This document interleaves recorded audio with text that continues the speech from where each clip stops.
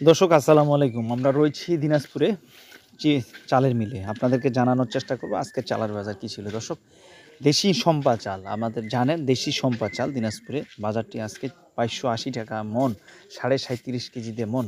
দর্শক, অর্থাৎ ৬১ টাকা কেজি। এই যে দেখতেছেন দেশি সম্পা চালটি। আমি আরও কয়েকটি চালের জানানোর চেষ্টা করি। ৯০ জিরা চাল, ৯০ জিরা চাল ২৩০০ টাকা থেকে ২৩৫০ টাকা, ২৪০০ টাকা, অর্থাৎ ৬৪ টাকা কেজি। ৬৩-৬৪ টাকা কেজি পার কেজি ৯০ জিরা চালটার বাজার। এবং চিনি গুঁড়া, সারা বাংলাদেশ যেটা দিনাজপুর থেকে যায় চিনি গুঁড়া চাল ৩৪ জিরা নামে পরিচিত এলাকায় এটা চিনি গুঁড়া বাজারজাত হয়।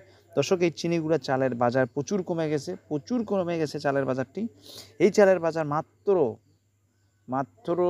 ৩৫০০ টাকা মন, অর্থাৎ ৯৪ টাকা থেকে ৯৫-৯৬ টাকা কেজি কোয়ালিটি ভেদে।